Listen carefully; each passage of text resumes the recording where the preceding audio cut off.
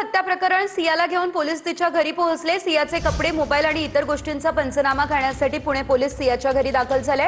घटनेनंतर आरोपीच्या उपस्थितीत पंचनामा करण्यासाठी पुणे ग्रामीण सियाच्या घरी पोहोचलेले आहेत। घटना घडली त्यानंतर सियाने पुरावे नष्ट केले का याचा तपास करण्यासाठी पोलीस आता सियाच्या घरी तिला घेऊन दाखल झालेले आहेत।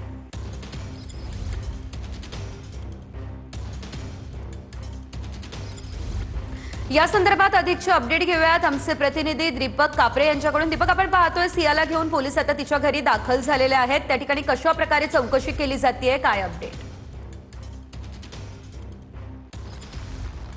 नक्कीच वृषाली, पुणे ग्रामीण पोलिसांकडून सियाला घेऊन खरं तर 3 ठिकाणी पंचनामे करण्यात आलेले आहेत।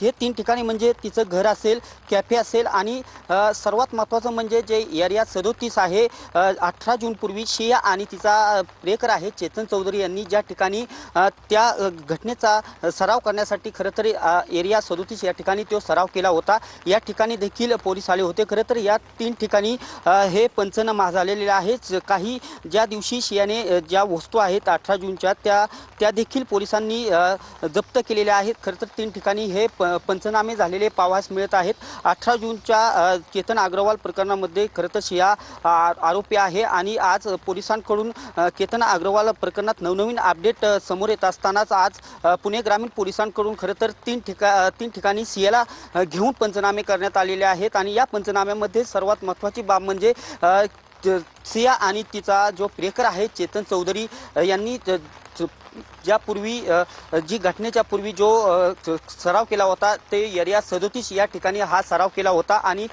खरं तर याच ठिकाणी पोलीस देखील काही वेळापूर्वी येऊन गेलेले आहेत आणि आज पोलिसांकडून 3 ठिकाणी पंचनामे झालेले सर्व सविस्तर अपडेटसाठी।